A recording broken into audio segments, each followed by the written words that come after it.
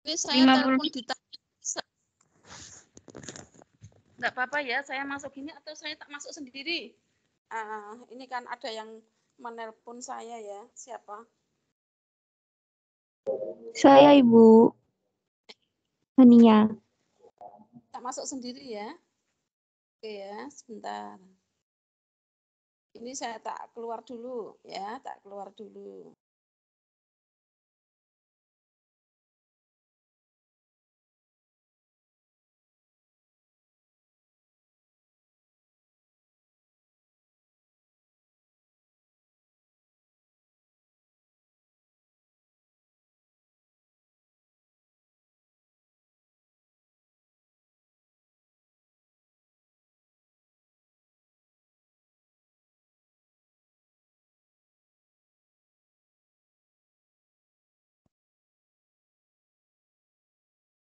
Ya, saya sudah bergabung ya.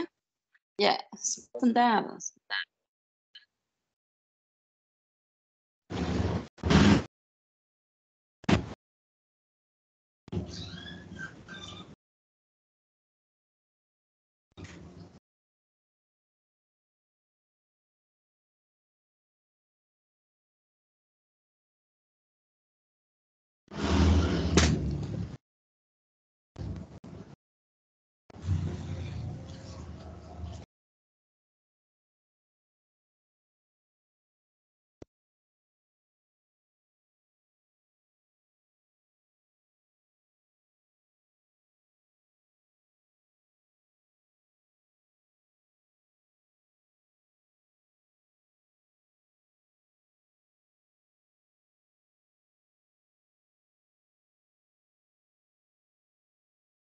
Baik, saya buka ya.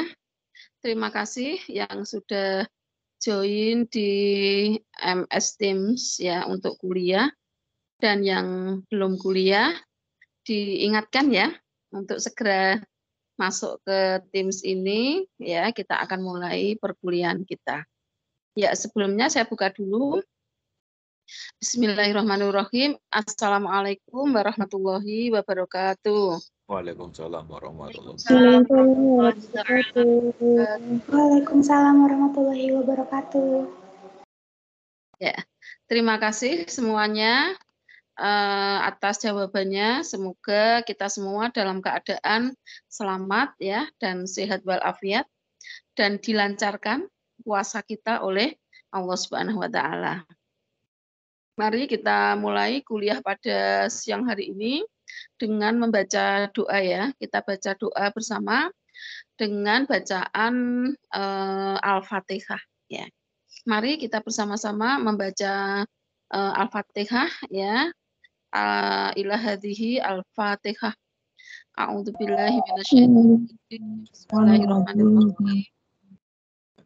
Alhamdulillahirabbil alamin arrahmanirrahim maliki yaumiddin iyyaka na'budu wa iyyaka nasta'in ihdinas siratal mustaqim siratal ladzina an'amta 'alaihim ghairil maghdubi 'alaihim waladdallin amin. Ya, alhamdulillahirabbil alamin. Semoga dengan bacaan Al-Fatihah semakin membuat diri kita untuk selalu mendekatkan diri kepada Allah Subhanahu wa taala. Ya, baik anak-anakku semua, sekarang kita konfirmasi dulu ya. Jadi ini kan bulan puasa. Kalau kita mulai kuliahnya jam 6.10 ya, jam 16 ya, jam 16. Nanti kita selesainya jam berapa? Padahal saya harus melakukan kewajiban saya sebagai seorang ibu untuk menyiapkan buka puasa. Jadi maaf kalau kuliah selama bulan Ramadan ini kita ajukan ya. Kita ajukan jam 3 ya. Sanggup semuanya? Ada nggak tempat kuliah yang lain ya? Insya Allah sanggup ya? Ibu. Oke, ya. Di sini ada berapa mahasiswa? Coba saya lihat dulu. Ada 58 mahasiswa, yang tidak masuk ada 5 mahasiswa. Ya, sebetulnya ya harus semua masuk, ya biar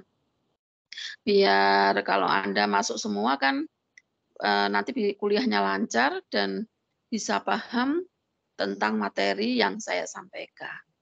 Ya baik anak-anak semua, jadi kuliah kemarin saya memberikan tugas individu ya.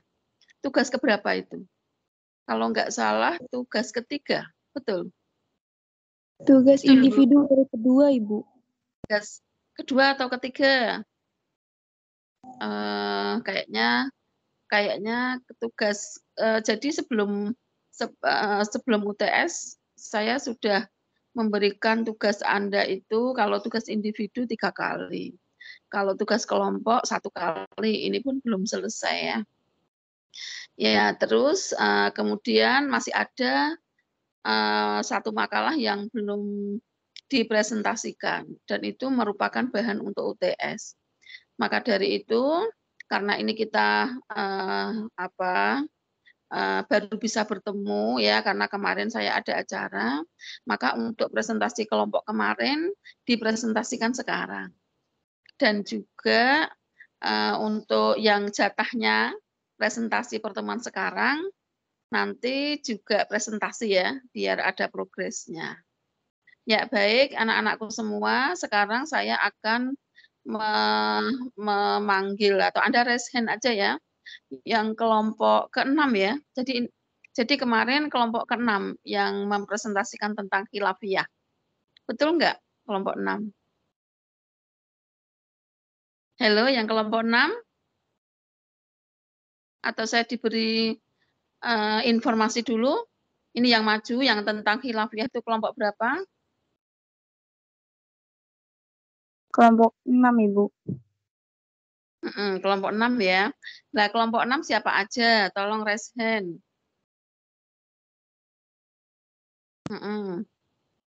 Kelompok 6 ada nggak? Ya, ada berapa? Yuk saya panggil. Baru ada 2, yang lain mana?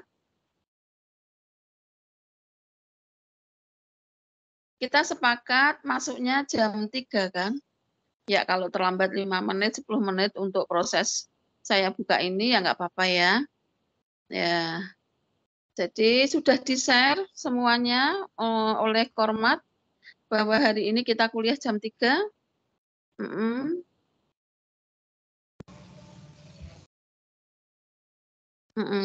Coba saya tanya ini, ayo kelompok 6 raise hand, ini baru 2, ada berapa? Jumlah kelompok 6 ada berapa orang? Ada berapa mahasiswa?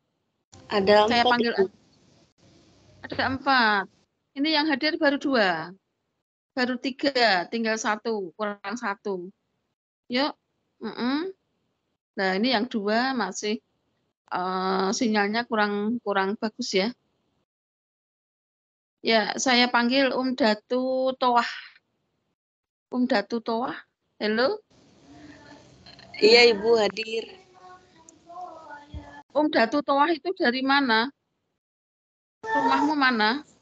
Dari Subang, Jawa Barat, Ibu. Subang, Jawa Barat. Oh iya.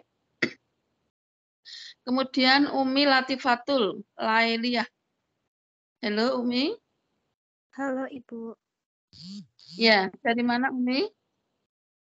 Kenapa Bu? Umi rumahnya mana? Umi dari Cilacap. Oh Cilacap, ya.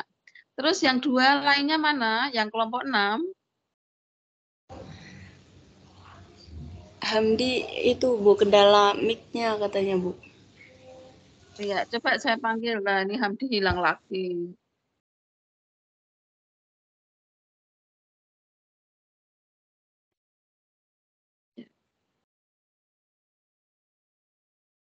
Ini kelompok 6 hanya 2 orang bisa presentasi. Datu dan Umi sama-sama umnya.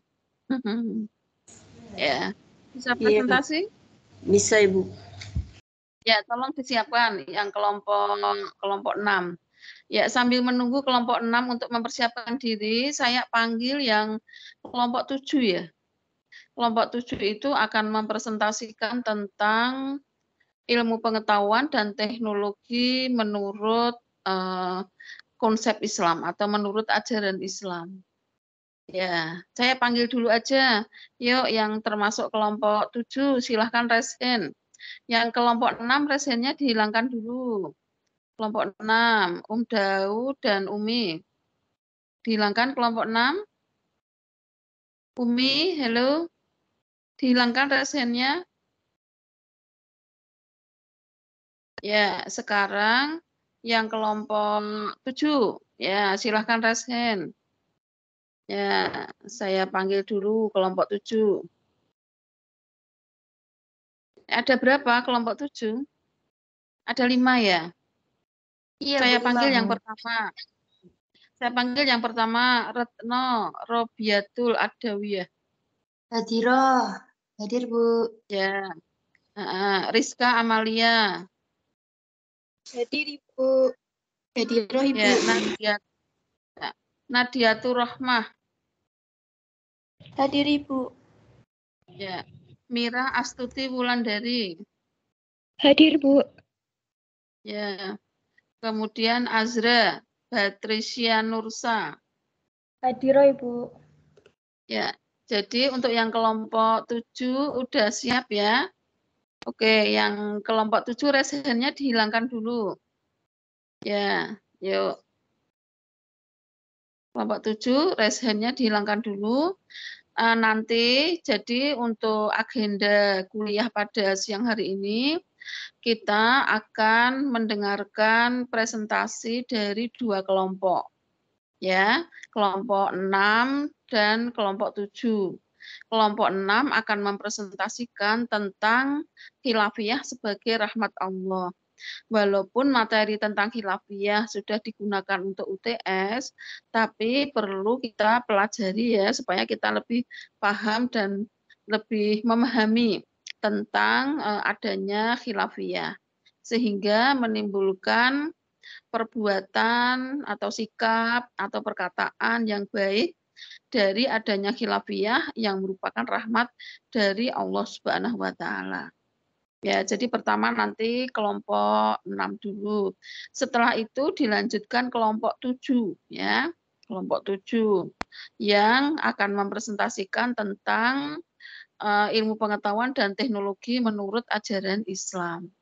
Nah, nanti ini dipanelkan ya.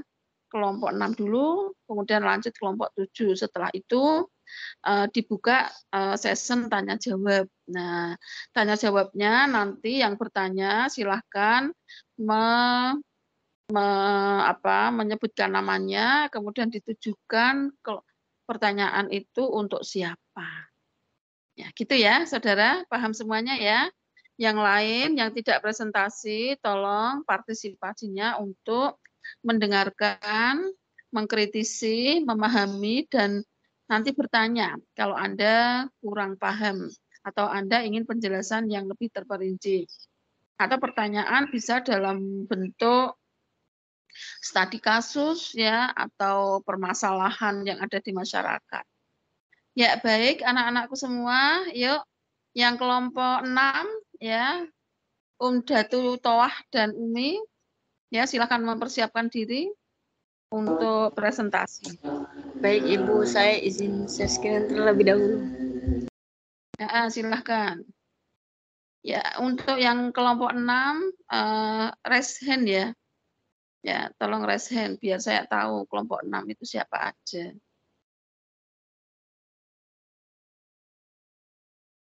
Ini yang jadi moderator siapa? Moderatornya siapa? Saya Ibu. Siapa? Datuk. Iya Ibu. Siapa? Sudah. Oke, jadi untuk presentatornya berarti lainnya ya. Ya, baik. Jadi hari ini kita pertama kali akan membahas tentang khilafiyah ya. Bedakan antara khilafiyah, khalifah, dan khilafah. Kalau khilafiyah itu adalah perbedaan sebagai perbedaan dalam menjalankan ajaran agama. Kalau khalifah itu adalah pemimpin ya, pemimpin yang di muka bumi. Kemudian kalau khilafah itu artinya pemerintahan. Ini Anda harus paham. Jangan sampai terjadi salah paham ya, karena tidak paham. Maka dari itu pemahaman kita harus full, harus komprehensif sehingga kita tidak salah paham dan menjadi orang Islam yang betul-betul memahami tentang ajaran Islam. Ya baik, karena kelompok 6 sudah siap, maka waktu dan kesempatan saya berikan kepada kelompok 6 yang akan dimoderatori oleh Datu Toah. Ya, silahkan Mbak moderator. Baik Ibu, terima kasih. Bismillahirrahmanirrahim. Assalamualaikum warahmatullahi wabarakatuh. Bismillah, alhamdulillah, wassalatu wassalamu ala asrofil anbiya wal mursalin wa ala alihi washabihi ajmain, amma ba'du. Kepada yang terhormat Bu Islami selaku dosen pemangku agama dan tak lupa teman-teman yang saya sayangi.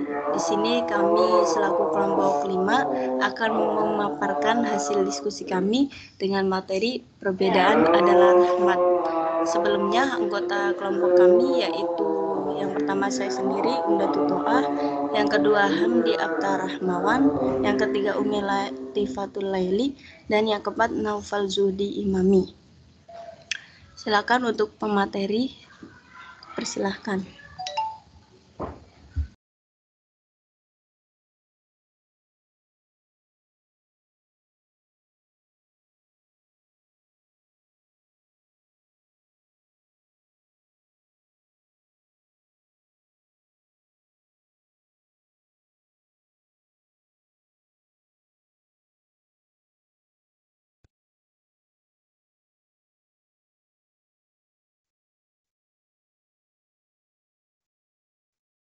Ini siapa yang mau presentasi, Mbak moderator? Umi, Ibu. Mana Umi? Umi udah standby belum?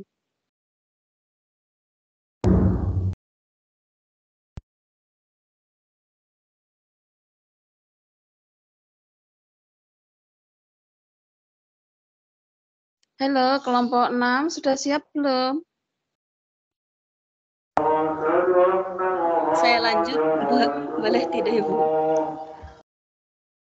Lah anggota kelompokmu mana? Coba kelompok 6 tolong raise hand. Yuk kelompok 6 tolong raise hand. Saya ingin mengetahui. Kalau kelompok 6 belum siap, semua nggak hadir ya nggak bisa. Coba saya lihat kelompok 6 siapa aja. Yuk yang kelompok 6 tolong raise hand semuanya. Umi, terus siapa lagi tadi yang moderator? Terus siapa lagi? Saya Ibu. Saya siapa? Udah. Datu. Oke. Terus yang dua mana, Mbak? Yang dua Hamdi sama Naufal Zuhdi, Ibu. Mana? Ya, ini Hamdi udah. Tolong anggota kelompoknya dipanggil. Mbak Datu ya, Noval sama Hamdi dipanggil. Ya. Ini kalau Anda nggak persiapan ya bagaimana? Mana tadi Hamdatu? Mana Hamdatu?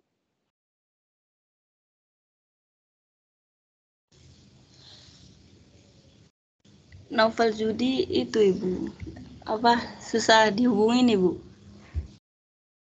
Yo, oh nanti nggak tak kasih nilai, nanti nilainya jelek loh. Presentasi kok nggak hadir. Dihubungi, ayo tanggung jawab. Satu kelompok harus tanggung jawab.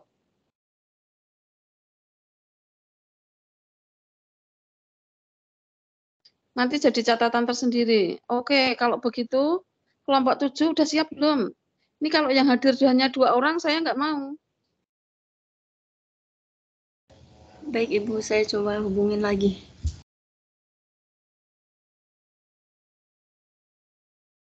Ibu mungkin jika boleh usul, kelompok yang maju terlebih dahulu bisa untuk kelompok materi 7, Ibu.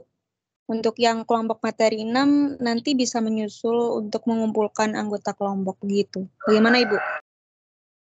Ya, boleh. Ya udah, sekarang kelompok 7 dulu yang maju, yuk. Halo kelompok 7. Tolong Ibu. kelompok 7 raise hand. Ya, oke. Kelompok 7 raise hand ya. Ini PPT-nya yang kelompok 6 dihilangkan dulu. PPT-nya kelompok 6. Terus diganti yang kelompok 7 ya, screenshot. Kelompok 7 tadi sudah siap semua ya, 5 anggota ya. Kelompok 7 moderatornya siapa?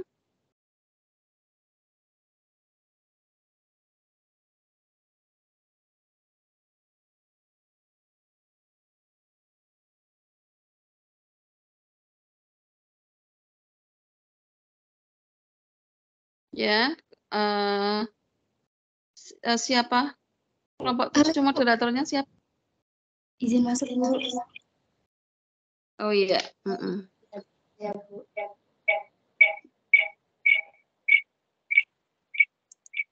Ya, oke.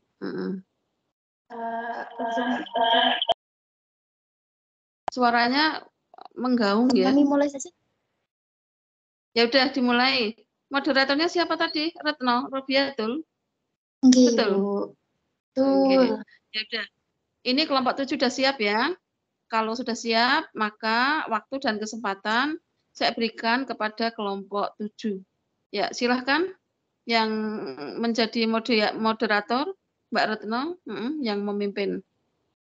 Silahkan, Mbak. Assalamualaikum warahmatullahi ta'ala wabarakatuh. Innal hamdalillah nahmadu wa nasta'inu wa nastaghfiruh wa na'udzu billahi min syururi anfusina wa min sayyiati a'malina. May yahdihillahu fala mudhillalah wa may yudhlil fala hadiyalah. La haula wa la quwata illa billah. Amma ba'd. Yang terhormat Ibu Islamiati SAG MSI MH selaku dosen pengampu mata kuliah agama serta teman-teman kelas A rahimakumullah. Alhamdulillah summa alhamdulillah. Pada kesempatan kali ini kami dari materi 7 akan mepresentasikan tentang hasil diskusi kami yaitu Islam, ilmu pengetahuan dan teknologi. Adapun anggota kelompok kami yaitu ada Mira Astuti Wulandari, Nadiatur Rohmah, Rizka Amalia, Azra Batrisya, Nur Sabrina, dan Retno Robiatul Adawiyah. Pokok bahasan yang akan kami ulas pada kesempatan kali ini yaitu ada 9. Yang pertama yaitu Islam dan Iptek, hubungan Iptek dengan konsep Islam, Iptek dalam Al-Quran, pandangan Islam tentang perkembangan ilmu Iptek. Yang kelima, syarat Iptek menurut ajaran Islam. Yang keenam, peran ajaran Islam terhadap Iptek. Yang ketujuh, hubungan antara agama dan Iptek. Yang kedelapan, landasan pengembangan Iptek menurut ajaran Islam. Dan yang kesembilan yaitu tugas intelektual Muslim.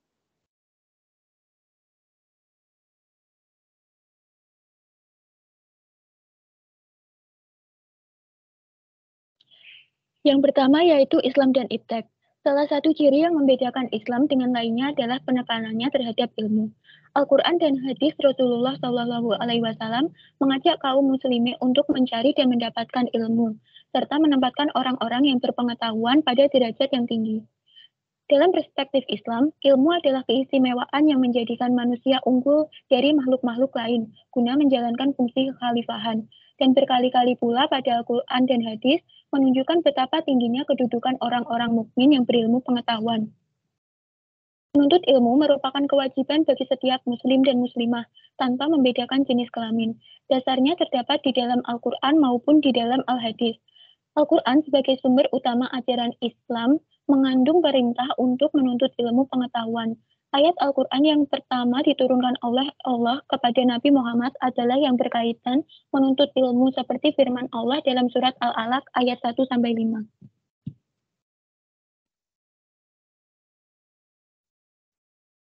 Menurut Al-Ghazali, ilmu diklasifikasikan menjadi 4.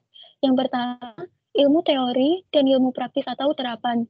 Yang kedua, ilmu yang dihadirkan, yaitu ilmu yang diperoleh tanpa usaha manusia, misalnya bakat.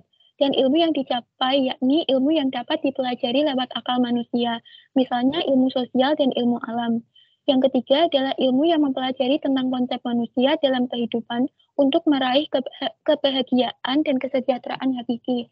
Ilmu ini berisi tentang ajaran kebaikan, contohnya adalah ilmu agama dan ilmu intelektual yang diperoleh melalui daya kecerdasan berpikir untuk memenuhi kebutuhan-kebutuhan keduniawian, misalnya ilmu biologi, fisika, geodesi.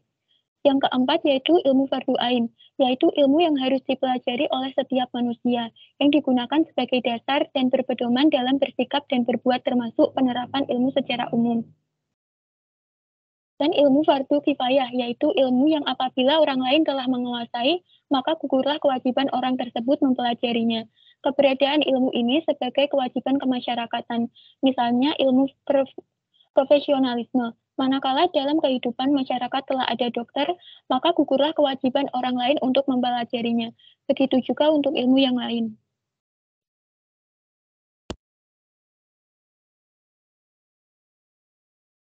Selanjutnya yaitu, adakah hubungan dengan teknologi?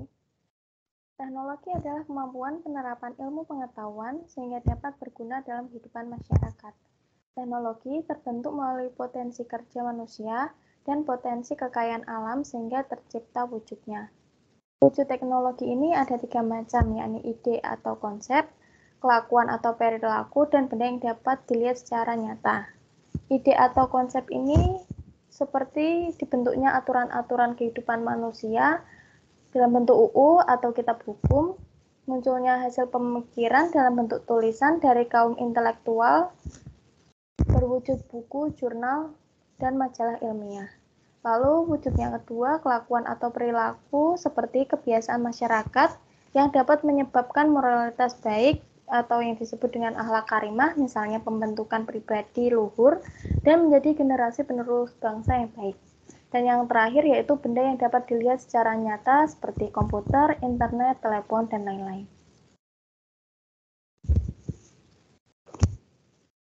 Hasil teknologi manusia tersebut dapat dimanfaatkan untuk memfasilitasi kehidupan guna mencapai kebahagiaan dan kemakmuran. Di mana bagi barang siapa menginginkan kebahagiaan dunia, maka ia harus memiliki ilmunya. Barang siapa menghendaki kebahagiaan akhirat, maka ia harus memiliki ilmunya. Dan siapapun ingin meraih keduanya, maka ia harus memiliki ilmunya, yaitu ilmu keduniaan dan ilmu keakhiratan.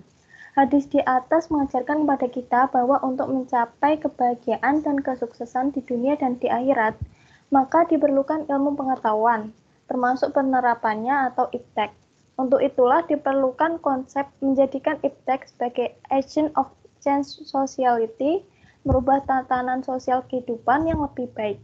Misalnya membentuk manusia dalam kesalehan individu dan kesalehan sosial. Selanjutnya adalah iptek dalam Al-Quran. Peran Al-Quran terhadap ilmu pengetahuan dan teknologi yaitu sebagai sumber ilmu yang memberikan benih-benih dasar yang dapat dikembangkan menjadi berbagai macam bidang ilmu dan teknologi. Selain itu, Al-Quran juga menjamin akan kebenaran ilmu yang tertulis di dalamnya dan kebenaran arah pengembangannya, karena pada dasarnya semua bersandar pada sunnah Allah serta ketakwaan dan keimanan manusia. Kisi-kisi batas kewenangan manusia untuk menggapai ilmu juga telah ditetapkan dalam Al-Quran. Dalam Al-Quran banyak berisi ayat-ayat yang memerintahkan manusia untuk senantiasa memanfaatkan akal pikirannya seoptimal mungkin untuk melihat, memandang, berpikir, dan mencermati fenomena-fenomena alam di sekitarnya sebagai ciptaan Allah Subhanahu wa Ta'ala. Al-Quran memuat segala informasi yang dibutuhkan manusia, baik yang sudah diketahui maupun belum diketahui. Isi dalam Al-Quran terkait fenomena alam dimaksudkan untuk membawa manusia lebih dekat kepada Allah, karena fenomena alam merupakan tanda akan kekuasaan Allah. Dengan mempelajarinya, dapat menambah keimanan dan ketakwaan kita terhadap Allah. Next. Pandangan Al-Quran terhadap sains dan teknologi dapat dilihat dari pandangan Al-Quran terhadap ilmu. Al-Quran meletakkan posisi ilmu pada tingkatan yang hampir sama dengan orang-orang yang beriman. Sesuai firman Allah dalam surat Al-Mujadalah ayat 11 yang berbunyi, A'udzubillahi minasyaitonirrajim, Bismillahirrahmanirrahim.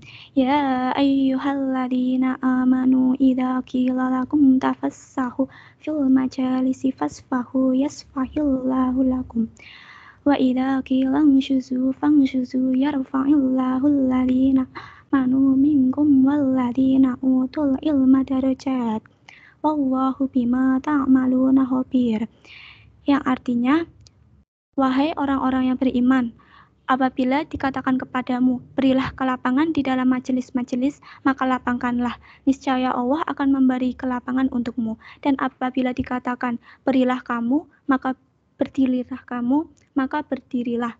Niscaya Allah akan mengangkat derajat orang-orang yang beriman di antara kamu dan orang-orang yang berilmu beberapa derajat. Dan Allah Maha teliti apa yang kamu kerjakan. Quran Surat Al-Mujadalah ayat 11. Next.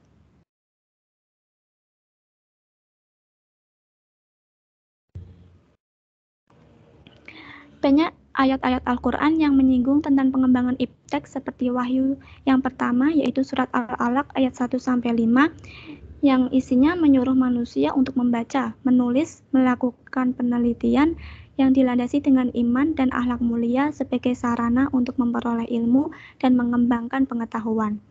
Beberapa contoh lain dari dalil Al-Quran yang berkaitan dengan iptek yaitu Surat Al-Ankabut ayat 37 yang menerangkan tentang bencana alam, Surat Al-Ghasyiyah ayat 17-20 yang menerangkan tentang gejala alam, Surat Al-An'am ayat 124 yang menerangkan tentang kandungan oksigen di udara akan semakin berkurang di tempat yang tinggi. Surat Al-Anbiya ayat 30 menerangkan bahwa seluruh kehidupan berasal dari air. Surat Fussilat ayat 11 menerangkan tentang alam semesta berbentuk dari gumpalan gas. Dan ada surat An-Nahl ayat 11, surat Yunus ayat 101, Al-A'raf ayat 4, Al-Baqarah ayat 164, Al-Rum ayat 24, Al-Jatsiyah ayat 5 dan ayat 13 yang berisi tentang anjuran untuk menjadi manusia yang berpikir atau yang menalar berbagai fenomena. Next. Selanjutnya adalah pandangan Islam tentang pengembangan iptek. Menurut Islam, hukum asal akan segala sesuatu adalah mubah. Semua yang terjadi di berbagai peradaban tidak ada yang haram, kecuali jika terdapat nas atau dalil yang tegas dan pasti. Islam bukanlah agama yang sempit. Islam terbuka akan peradaban modern yang begitu luas dengan berbagai produk teknologi yang canggih.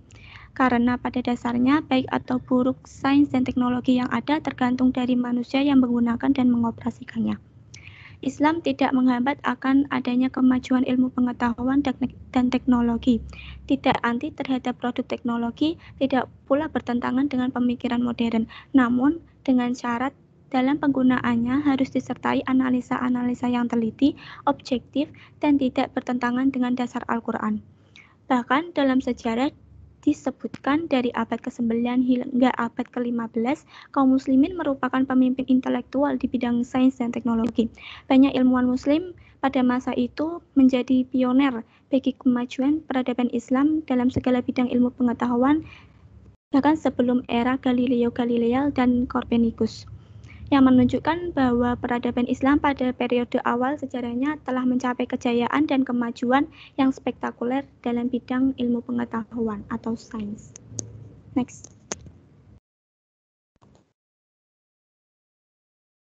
Selanjutnya, syarat iptek menurut ajaran Islam. Islam memperbolehkan umat Islam untuk mempelajari dan menggunakan berbagai kemajuan ilmu pengetahuan dan teknologi atau yang sering kita sebut dengan istilah iptek, dengan beberapa syarat, yaitu yang pertama, iptek tersebut tidak bertentangan dengan dasar ajaran Islam, yaitu Al-Quran, Al-Hadis, dan Ijtihad. Yang kedua, iptek tersebut membawa kemaslahatan atau bermanfaat dan menolak kemadorotan atau kerugian, misalnya diperbolehkannya cloning hewan dan tumbuhan, namun dilarang mengkloning manusia.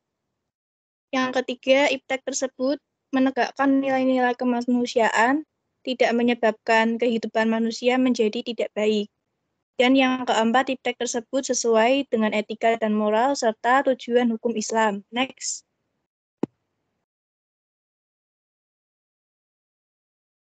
Selanjutnya, peran ajaran Islam terhadap iptek. Ajaran Islam sangat berperan terhadap perkembangan ilmu pengetahuan dan teknologi, yaitu peran yang pertama sebagai pemadu. Ajaran Islam berperan sebagai ilmu pengetahuan yang memadukan perkembangan iptek sesuai dengan amanah Allah, penuh dengan nilai-nilai ajaran, etika, kemaslahatan, dan akan menyelamatkan kehidupan manusia. Yang kedua, ajaran Islam berperan sebagai pemandu. Ajaran Islam berperan memandu berkembangnya iptek sebagai alat atau metode untuk mengevaluasi, memantau, dan mengawal supaya iptek tersebut berjalan sesuai dengan amanah Allah, yakni mengangkat harkat dan martabat manusia, menyelamatkan dan menolong kehidupan manusia di dunia dan di akhirat. Next.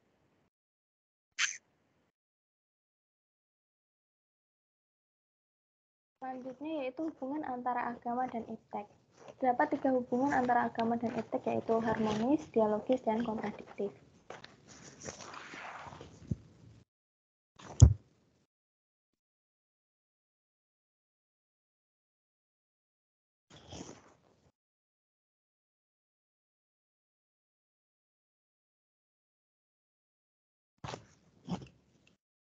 Harmonis adalah hubungan yang menunjukkan bahwa antara ajaran agama dan iptek mempunyai hubungan harmonis, selaras, dan tidak bertentangan. Bahkan ajaran agama sangat mendukung perkembangan iptek. Hal ini dijelaskan dalam sabda Nabi Muhammad yang mengajarkan kepada orang Islam supaya menuntut ilmu pada surat Al-Mujadilah ayat 11 dan surat Al-Alaq ayat 1-5 yang memerintahkan untuk membaca.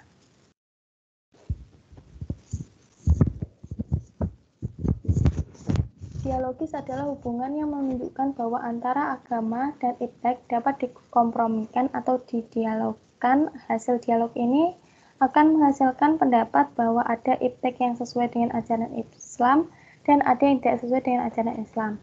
Hal itu nyata sebagai akibat dari penciptaan teknologi.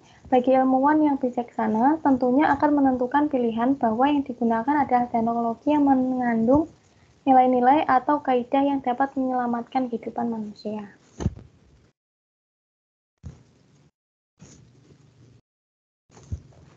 Yang terakhir yaitu kontradiktif. Kontradiktif adalah hubungan yang menunjukkan bahwa antara agama dan iptek itu saling bertentangan atau tidak ada hubungannya. Paham ini dianut oleh kelompok sekularisme dan sosialisme yang berpendirian untuk memisahkan antara agama dan iptek yang merupakan urusan duniawi. Paham ini berpendapat bahwa agama dianggap sebagai penghalang iptek, karena selalu dibatasi oleh aturan-aturan yang menjadikan perkembangan pemikiran menjadi terhambat. Padahal ajaran agama mempersilahkan manusia untuk mengembangkan iptek. Namun yang digunakan adalah iptek yang punya etika dan moral sehingga bisa menyelamatkan kehidupan manusia.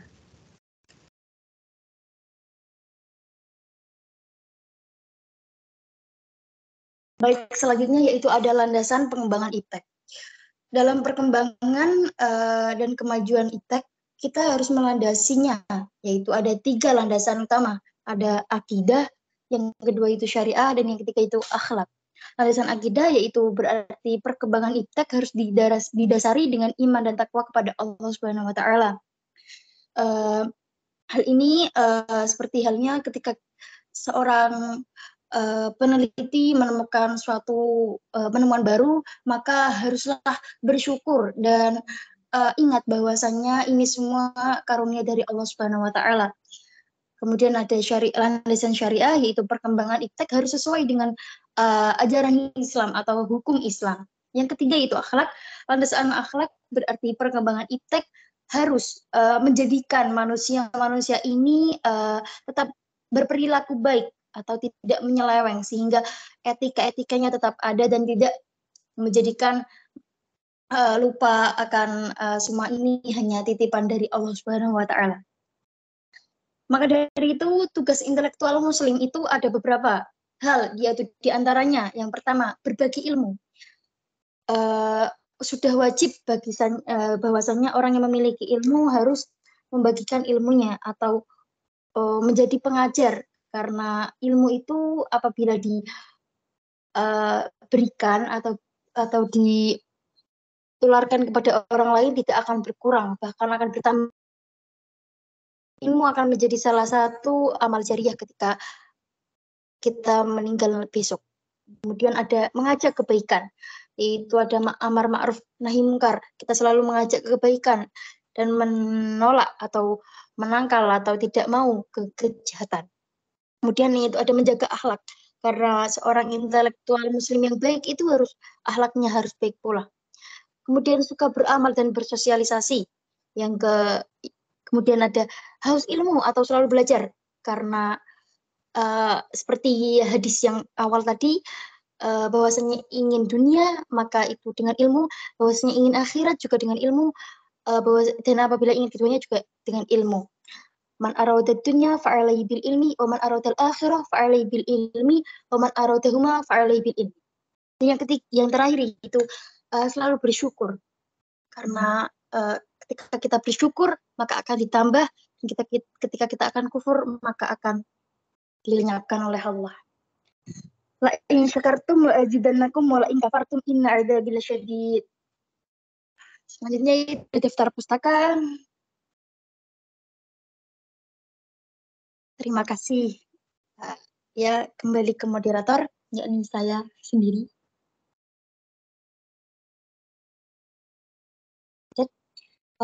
Baik, begitulah presentasi hasil diskusi dari kelompok kami tentang Islam, ilmu pengetahuan dan teknologi. Sebelumnya kepada Bu Iswamiati, apakah ada tambahan bagi kelompok kami, Bu? Atau bagaimana gini? Ya, Mbak. Jadi kelompok 7 sudah presentasi dengan lancar ya. Sekarang saya tawarkan kelompok 6. Kelompok 6 sudah siap? Halo, kelompok 6. Halo Ibu. Sudah siapkah? Sudah siap Ibu. Nova sudah bisa dihubungin Ibu. Berarti hanya tiga anggota aja ya? Iya Ibu. Hamdi anggotanya 4. Hamdi sedang kendala sinyal. Kendala itu Ibu nggak bisa buka mic-nya.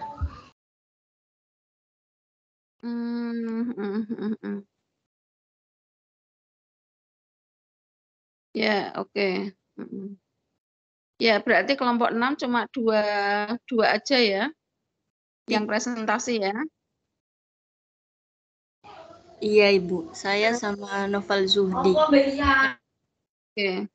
Nanti tolong yang makalah kelompoknya untuk halaman sampelnya itu yang tidak hadir presentasi ini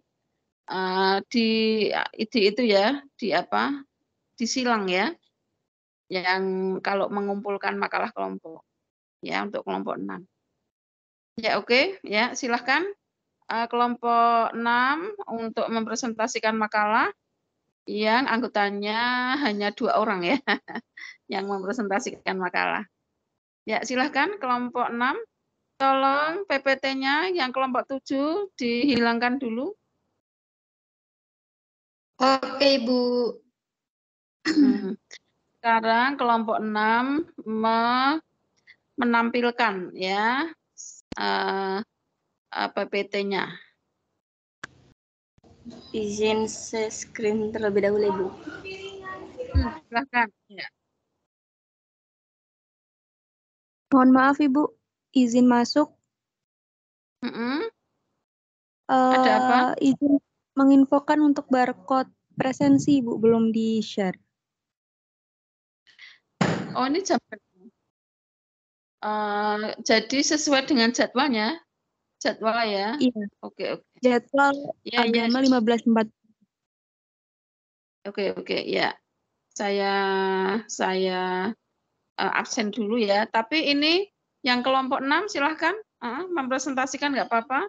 Disiapkan PPT-nya yang tadi udah sempat di-share. Kemudian karena Anda hanya 2 orang, maka nanti yang presentasi hanya 2 orang. Ya, nggak apa-apa ya. Oke. Ya, silakan. Baik, Ibu. Apakah sudah terlihat, Ibu, PPT-nya? Sudah. Ya, baik. Sudah. Baik, saya mulai. Bismillahirrahmanirrahim. Assalamualaikum warahmatullahi wabarakatuh. Bismillah, alhamdulillah, wassalatu wassalamu ala asrofil anbiya wal mursalin wa ala alihi washabihi ajmain, amma ba'du. Yang terhormat Ibu Islamiyati selaku dosen pengampu agama, dan tak lupa teman-teman yang saya sayangi. Di sini kami selaku kelompok 6 akan memaparkan hasil diskusi kami dengan materi perbedaan adalah rahmat. Sebelumnya anggota kelompok kami yaitu saya Umdatul To'ah, yang kedua Hamdi Abtarrahman, yang ketiga Umi Latifatul Laili, dan yang keempat Naufal Zuhdi Imami. Untuk pemateri dipersilahkan. Baik, terima kasih kesempatannya dari rekan saya Umdatul To'ah. Sebelumnya apakah suara saya sudah terdengar jelas, Ibu Islamiyati?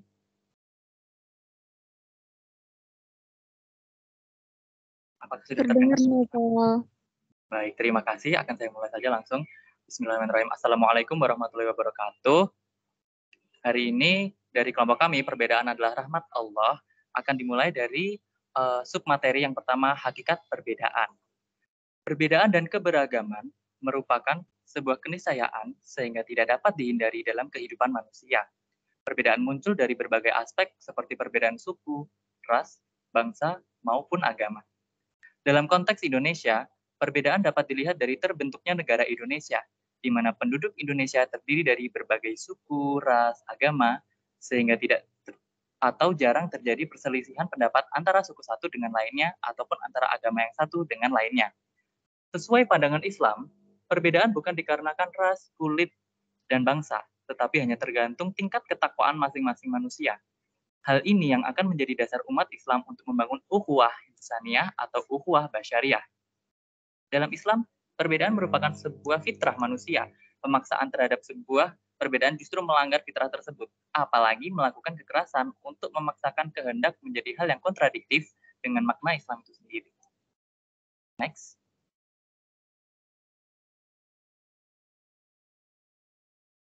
Perbedaan-perbedaan yang ada tidak seharusnya disikapi secara negatif, skeptis, atau bahkan anarkis, karena perbedaan merupakan sebuah rahmat Allah yang harus disyukuri, sehingga kehidupan ini lebih berwarna dan indah. Dan inilah yang diajarkan agama Islam untuk diciptakan baldatun thayyibah.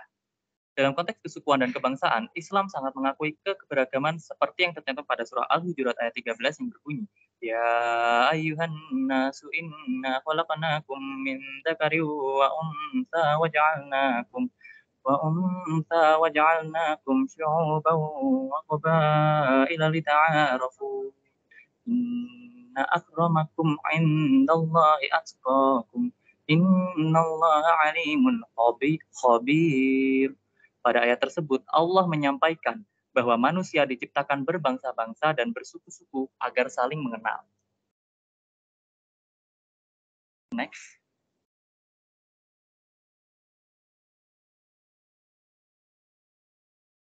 Selanjutnya ada perbedaan dalam bernegara. Implementasi hidup dalam perbedaan dapat dilihat dalam Piagam Madinah yang memuat dasar-dasar toleransi, harmoni, dan kebebasan bagi setiap penduduk untuk mendapatkan hak-hak dasar manusia. Pada pembukaan Piagam Madinah secara jelas disebutkan bahwa ini adalah piagam dari Nabi Muhammad SAW di antara kaum mukminin dan muslimin dari Quraisy dan Yatsrib, dan orang-orang yang mengikuti mereka menggabungkan diri dan berjuang bersama mereka. Yang kemudian dilanjutkan dengan isi pertama piagam dengan menyatakan bahwa sesungguhnya mereka satu umat lain dari komunitas manusia lainnya. Pernyataan pertama menunjukkan bagaimana Rasulullah SAW mengakui eksistensi umat lain dan juga menghargai perbedaan tersebut dengan istilah satu umat. Next.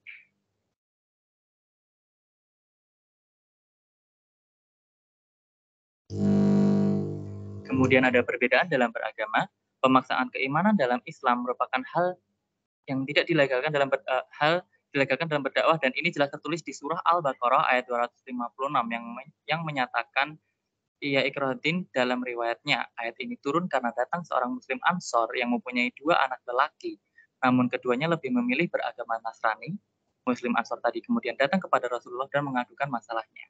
Hai Rasulullah, apakah saya hanya diam saja menyaksikan sebagian dari kami masuk neraka? Kemudian turunlah ayat ini dan akhirnya Muslim Ansor melepaskan kedua anak. Next.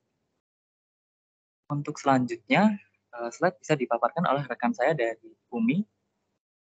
Bisa kan?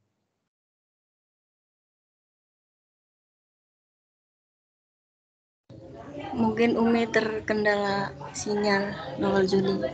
Saya lanjutkan. Sikap menghadapi perbedaan, yaitu memiliki sikap toleransi, yaitu sikap lapang dada terhadap prinsip orang lain. Prinsip mengenai toleransi antar umat beragama, yaitu yang pertama tidak boleh ada paksaan dalam beragama, yang kedua manusia berhak untuk memilih dan memeluk agama yang diyakininya, yang ketiga tidak akan berguna memaksa seseorang, dan yang terakhir Tuhan yang Maha Esa tidak melarang hidup bermasyarakat dengan yang tidak sepaham atau tidak seagama. Seperti ayat la ikraha fiddin wa tabayyana rusydu minal ghayy faman yakfur bit-taghuti wa yu'min billahi faqad istamsaka bil urwatil wuthqa la infisama laha wallahu samii'un 'aliim, yang artinya tidak ada paksaan untuk memasuki agama Islam, sesungguhnya telah jelas jalan yang benar daripada jalan yang sesat. Karena itu, barang siapa yang ingkar kepada Tauhid dan beriman kepada Allah, maka sesungguhnya ia telah berpegang kepada buhul tali yang amat kuat yang tidak akan putus. Dan Allah Maha mendengar lagi Maha mengetahui. Sikap menghadapi perbedaan. Bentuk toleransi yang harus ditegakkan yaitu toleransi beragama dan toleransi sosial. Ini daftar pustaka yang kami ambil.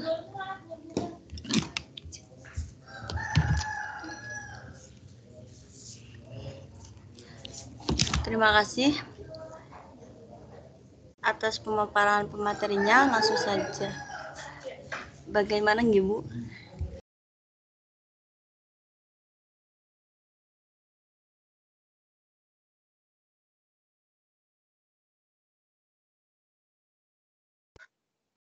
Ya Mbak, masih dipegang atau dikendalikan oleh moderator kelompok 6 ya, karena ini yang presentasi terakhir ya. Jadi Mbak moderator kelompok 6 menawarkan kepada audien untuk bertanya ya. Silahkan yang bertanya, nanti raise hand, kemudian ditujukan ke siapa. Ya silahkan Mbak Umdatum. Baik Ibu, terima kasih atas pemaparan materinya. Langsung saja jika dari teman-teman ada pertanyaan atau sanggahan, bisa menggunakan fitur raise hand atau bisa juga dengan menuliskan pertanyaan di room chat. Saya persilahkan.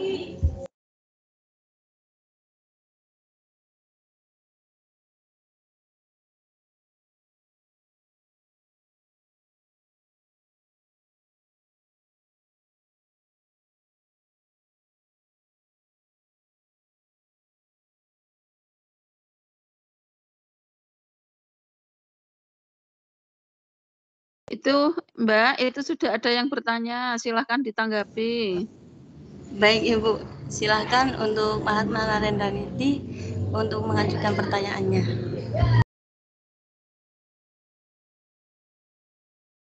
Permisi sebelumnya, apakah suara saya dapat terdengar?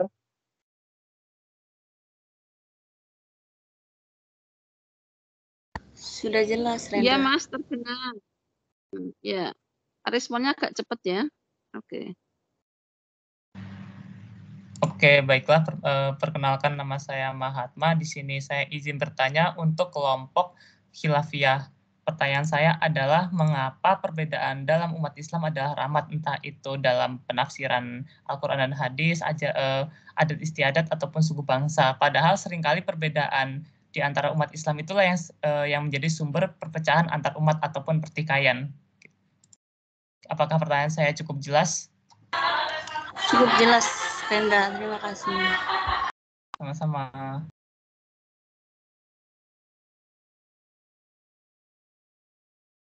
Untuk Raffi Satria Utama, kami persilahkan untuk mengajukan pertanyaannya. Ya, terima kasih. Saya mau tanya buat kelompok 7. Saya ingin bertanya kan, ada masa-masa yang Islam itu, masa kemunduran Islam itu ya. Kan itu kan kalau nggak salah dikarenakan ilmu pengetahuan itu tidak berkembang di situ atau tutupi. Bagaimana tanggapan kelompok kalian itu kok bisa hal itu terjadi? Bahkan kalau bisa hal itu terjadi, kan di Al-Quran sudah diperintahkan untuk selalu istilahnya memperbanyak ilmu gitu ya. Terima kasih.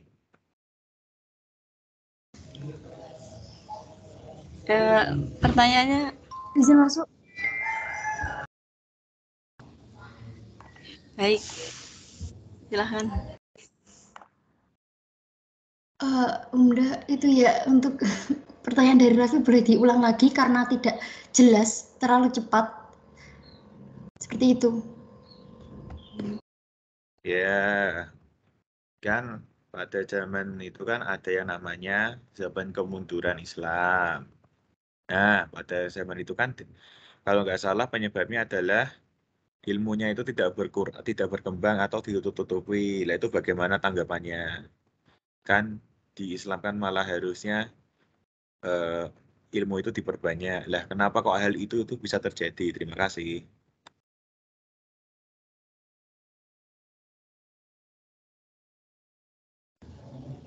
Baik, untuk ulul khairiyah silahkan.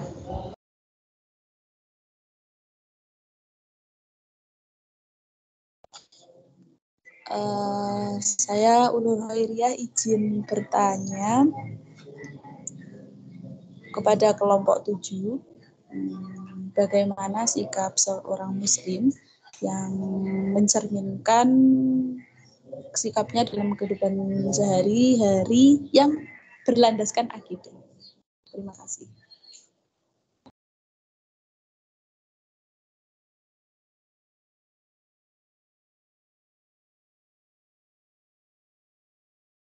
Mbak, pertanyaan terakhir ditujukan kepada kelompok berapa?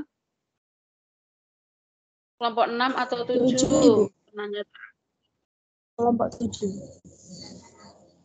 Ya, kelompok 7. Oke. Nah, sekarang silahkan dipimpin oleh Mbak Moderator untuk menawarkan ya siapa yang mau menjawab. Langsung aja ya, nanti saling menyempurnakan ya. Silahkan Mbak Moderator. Baik, untuk teman-teman yang mau menjawab pertanyaannya dipersilahkan. Izin masuk, Umda. Oke. Saya dari perwakilan kelompok 7 mencoba menjawab dari pertanyaan Saudari Ulul tentang tadi pertanyaannya itu kurang lebih contoh. Nah, itu contoh seorang muslim atau muslim intelektual yang seharusnya berlandaskan akidah itu bagaimana? Mungkin karena kita sebagai seorang muslim dalam mempergunakan iptek kita harus berlandaskan dengan akidah. Nah, contoh realnya itu berarti seperti gini. Seorang muslim yang mengembangkan iptek itu harus berlandaskan dengan akidah karena kita harus melandasinya dengan keimanan dan ketakwaan kepada Allah agar kita tidak lupa bahwasanya semua ini dari Allah Subhanahu wa taala. Maka dari itu yang dapat dilakukan itu dengan bersyukur, senantiasa bersyukur dan selalu memohon petunjuk kepada Allah. Nah, bersyukur itu terdapat 3 dapat dilakukan dengan 3 hal, yaitu bersyukur melalui hati kayak mak kerentek, ya Allah alhamdulillah. Terus yang kedua itu ada pengucapan dengan kalimat hamdalah tadi, alhamdulillahirabbil alamin. Yang ketiga yaitu mengimplementasikan rasa syukurnya, mungkin dengan memperbanyak sedekah atau memperbanyak beribadah, bukan hanya ibadah formal tapi ibadah non formal pun atau ibadah sunnah, seperti itu. Saya kembalikan ke moderator. Baik, Retno terima kasih atas jawabannya. Bu Khairia, apakah jawabannya sudah jelas atau gimana? Sudah terjawab. Terima kasih kelompok 7.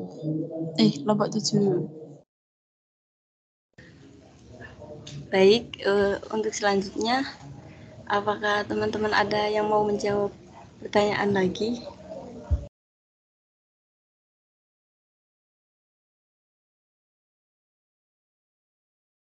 Izin menjawab pertanyaan dari Raffi yang menyebutkan bahwa pada zaman kemudian ilmu itu tidak berkembang dan justru tidak. Mohon maaf Nadia, suaranya kurang keras. Izin menjawab pertanyaan dari Raffi. Tadi disebutkan bahwa zaman kemunduran Islam ilmu itu tidak berkembang dan justru ditutupi. Saya mau menjelaskan mengenai latar belakang kemunduran Islam terlebih dahulu. Jadi faktor kemunduran Islam setahu saya yang pernah saya baca yaitu adanya perang yang menyebabkan kerajaan-kerajaan Islam itu porak-poranda dan disebabkan oleh konflik internal dalam kerajaan tersebut. Perang itu terjadi yang menghancurkan negara-negara Islam, bahkan contohnya ada di Baghdad. Mereka memporak-porandakan rumah-rumah dan perpustakaan Islam terbesar pada saat itu. Jadi bisa disebutkan bahwa ilmu kemunduran itu, ilmu pada zaman kemunduran itu bukan ditutupi oleh umat Islam sendiri, tetapi oleh bangsa Barat yang berusaha untuk menjatuhkan Islam, gitu. Kalau untuk saat ini, kenapa ilmu Islam tidak memimpin akan ilmu pengetahuan dan teknologi? Alasannya karena banyak dari kita yang masih menganggap bahwa ilmu dan agama itu tidak dapat disatukan. Misalnya pengertian kita tentang ulama. Ulama itu sebenarnya adalah orang yang berilmu, bukan hanya orang yang mengetahui tentang agama, tetapi kita sendiri menganggap bahwa bahwa ulama itu adalah orang yang pandai dalam bidang agama saja. Begitu, apakah sudah jelas? Ya, terima kasih atas jawabannya. Baik, terima kasih Nadia atas jawabannya. Untuk teman-teman yang lain, apakah masih ada yang mau menjawab pertanyaan dari Rendra? Izin masuk, Umda dan Hani. Ini saya ingin mengkonfirmasi, ingin membantu menjawab pertanyaan dari Saudara Rendra. Saya perwakilan dari kelompok 6. Baik, untuk saya mencoba mengulang kembali inti dari pertanyaan Saudara Rendra mengenai perbedaan, mengapa perbedaan ini dapat digambarkan atau dinyatakan sebagai bentuk rahmat Allah ya. Padahal dalam kenyataannya perbedaan ini seringkali menjadi pemicu perpecahan ataupun bibit permasalahan yang ada di masyarakat ya. Saya bisa memberikan beberapa penjelasan secara ini hadis. Jadi ada hadis yang berbunyi al-ikhtilafu ummati rahmah. Perbedaan di antara umatku adalah rahmat. Hadis di atas menjelaskan bahwa perbedaan itu adalah rahmat dari Allah, bukanlah laknat dari Allah. Perbedaan ini diharapkan dapat berefek sebagai menjadi suatu kebaikan manusia, misalnya menumbuhkan sikap toleransi, saling menghormati dan menghargai, dewasa dalam beragama, dan juga semangat bekerja sama dalam urusan dunia. Allah menjadikan perbedaan pada manusia itu mengandung pembelajaran untuk selalu dinamis dan semangat belajar Islam lebih dalam, sehingga mengetahui dasar-dasar perbedaannya untuk memantapkan keyakinan amalia. Lagi pula, untuk perbedaan ini juga Allah menciptakan manusia berbeda-beda untuk saling mengenal, saling bersilaturahmi. Karena dengan begitu Islam itu akan menjadi semakin kuat. Kita semakin saling mengenal, saling mengetahui, wawasan semakin berluas, dan juga di sini menjadi tonggak dasar toleransi dalam beragama maupun bersosial untuk seluruh umat manusia di permukaan bumi. Mungkin dari saya itu, jikalau teman-teman kelompok saya ada yang ingin menambahkan atau dari saudara-saudara Ada yang ingin ditambahkan? Monggo. Sekian, terima kasih. Terima kasih Novel Judi atas jawabannya. Untuk Rendra, apakah sudah jelas ataukah ada sanggahan?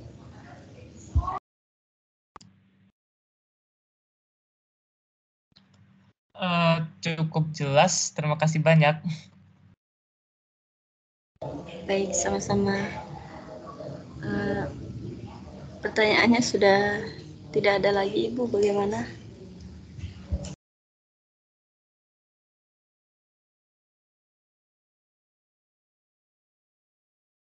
Ya, Mbak. Saya mau bertanya ini. Saya mau bertanya, tolong dijawab ya, karena ini pertanyaan dasar. Yang tadi mungkin sudah dijelaskan, tapi tidak ini ya, tidak mendalam ya. Oke. Jadi pertanyaannya adalah, mengapa sih di dalam ajaran agama Islam itu terdapat perbedaan? Nah itu. Mengapa di dalam ajaran agama terdapat perbedaan? Pertanyaan pertama. Kemudian pertanyaan kedua, jadi mengapa? Kemudian pertanyaan kedua, apakah perbedaan itu haram? Perbedaan itu boleh atau tidak? Nah, perbedaan apa yang diperbolehkan, perbedaan apa yang tidak diperbolehkan. Nah, itu ya. Oke. Jadi 2 pertanyaan itu aja, yuk dijawab kelompok 6. Oh iya, yang kelompok 7, saya bertanya juga. Jadi perkembangan ilmu pengetahuan dan teknologi ya, yang semakin lama semakin berkembang pesat. Nah, bagaimanakah peran agama dalam menyikapi perkembangan ilmu pengetahuan dan teknologi? Jadi peran agama dalam menyikapi perkembangan ilmu pengetahuan dan teknologi. Ya, gitu ya. Ya, saya kira itu dulu, ini yang paling penting dijelaskan. Ya, saya kembalikan ke Mbak moderator, silahkan. Baik, Ibu, terima kasih atas pertanyaannya. Untuk teman-teman kelompok 6, silahkan untuk menjawab pertanyaan dari Ibu Islamiyati.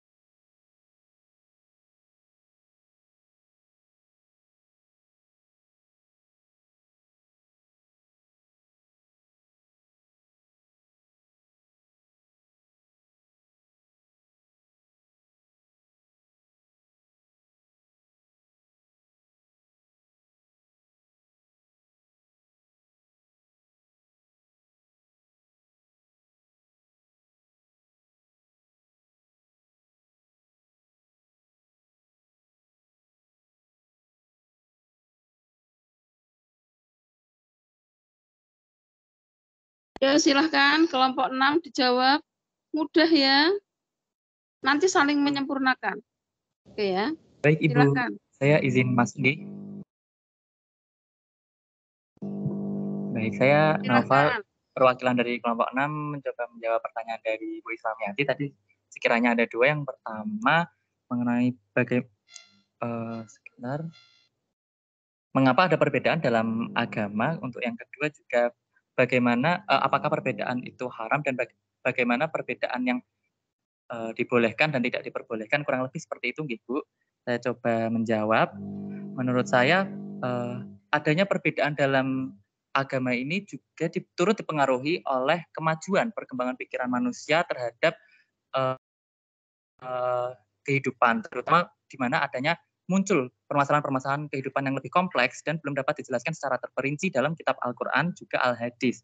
Sehingga perlu adanya beberapa penyelesaian seperti berdasarkan ijtihad dari ulama ataupun ahli-ahli mujtahid.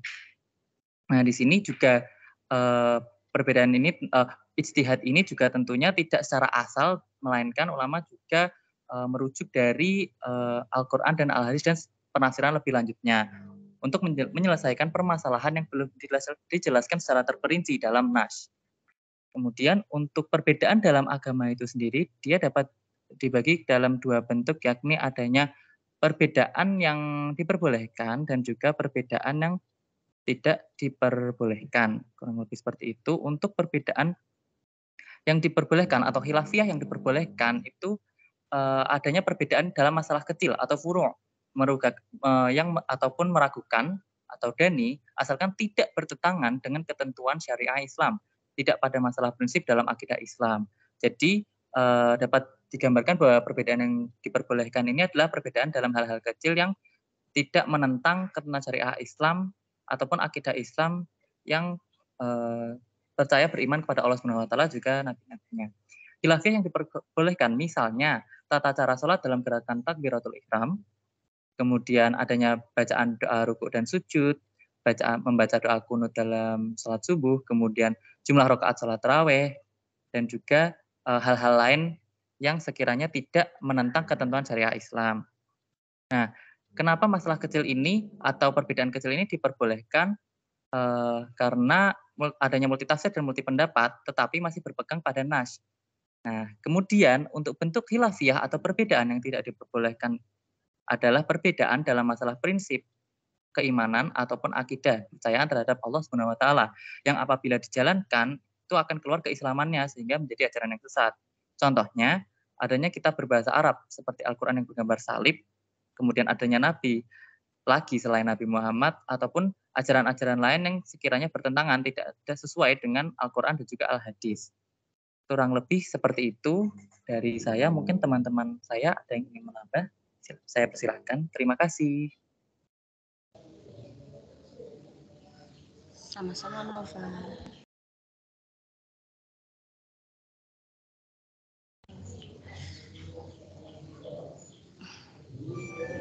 Baik, untuk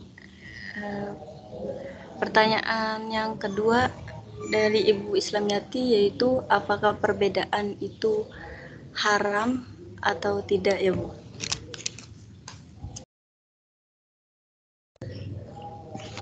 Ya Mbak, tadi sudah dijawab Mbak. Ya, perbedaan itu diperbolehkan apabila tidak keluar dari prinsip-prinsip Islam, dari ajaran Islam. Ya, perbedaan itu diharamkan apabila keluar dari prinsip Islam. Lah, itu enggak boleh ya. Itu. Ya, keluar dari prinsip Islam itu apa?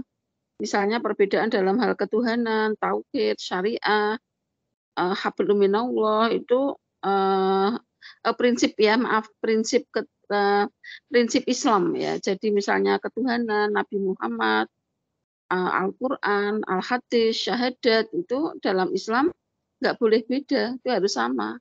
Tuhannya sama, yaitu Allah. Nabinya ya Nabi Muhammad. Kitabnya ya Al-Quran, Al-Hadis, ijtihad. Syahadatnya ya sama ya. Karena kalau nggak sama ya itu namanya nggak boleh berbeda dalam Islam seperti itu. Itu ya. Kemudian mengapa ada perbedaan? Ya karena ada pemahaman tekstual dan kontekstual. Ya itu.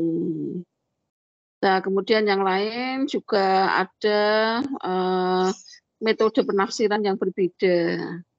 Kemudian juga ada latar belakang dari para imam madzhab yang mereka terkadang berbeda pendapat. Nah ini saudara, jadi perbedaan itu ya mesti ada dalam kehidupan, dalam ajaran agama tentu juga ada. Ya itu ya. Ya terima kasih atas jawabannya. Saya hanya memberikan benang merah aja kesimpulannya. Ya oke, sekarang pertanyaan yang kedua, yuk dijawab oleh kelompok 7, silakan. Ya, saya kembalikan ke Mbak Moderator.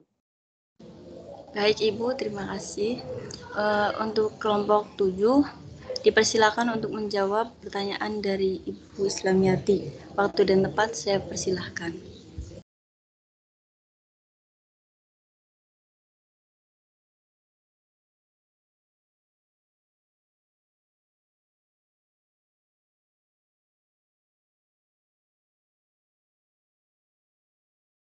Saya Rizka Amalia izin menjawab pertanyaan Bu Islamiati tentang peran agama dalam menyikapi perkembangan iptek, yaitu yang pertama menjadikan akidah Islam sebagai paradigma ilmu.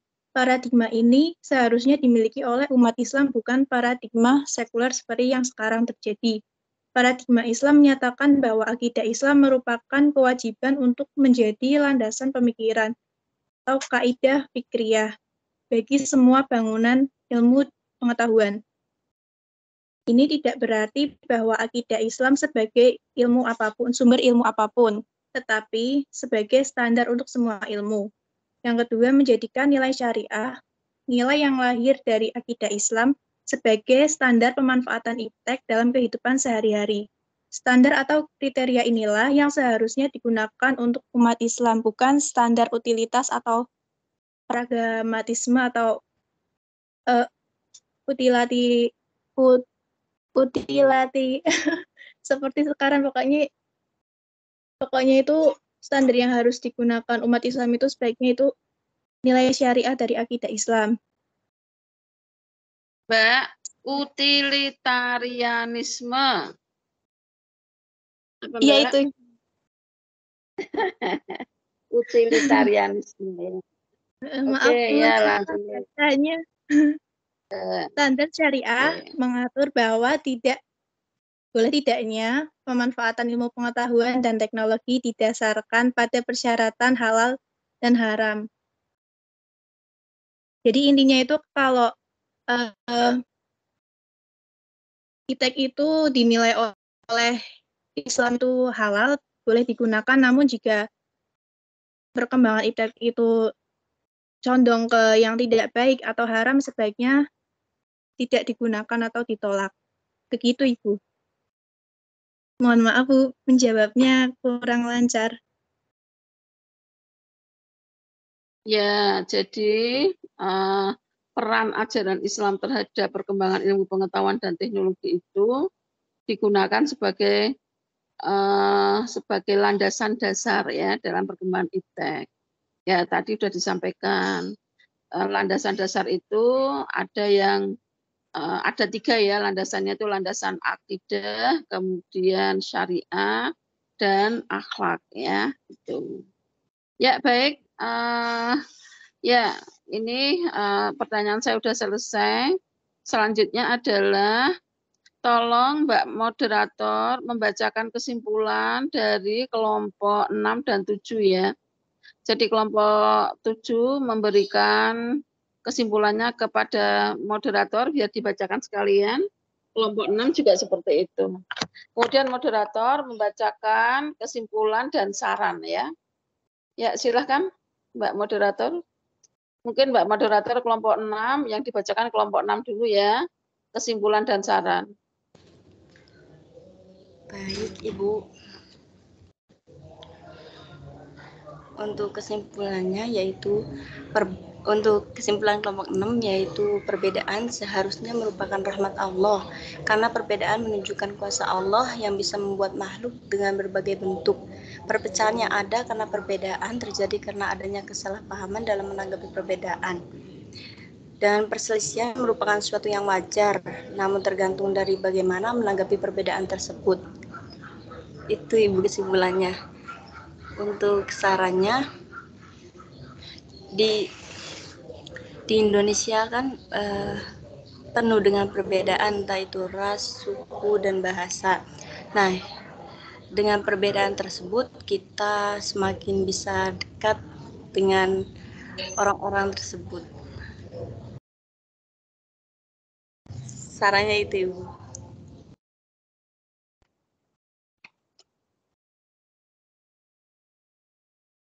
Ya, baik Mbak.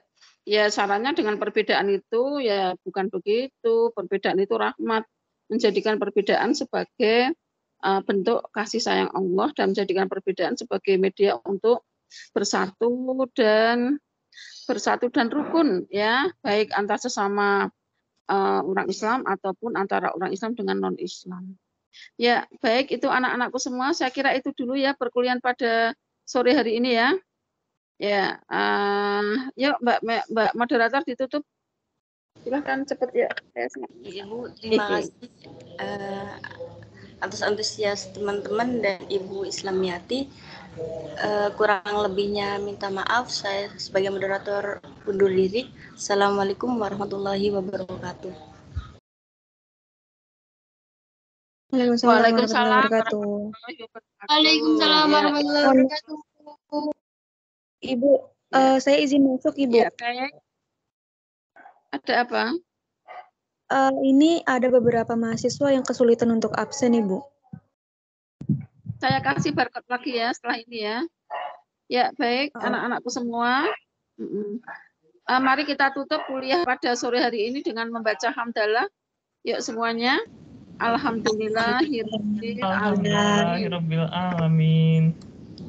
Ya, dari saya kan kuliah minggu depan ya. Setelah ini saya kirim barcode lagi. Ya, saya cukupi sekian. Semoga bermanfaat dan menjadikan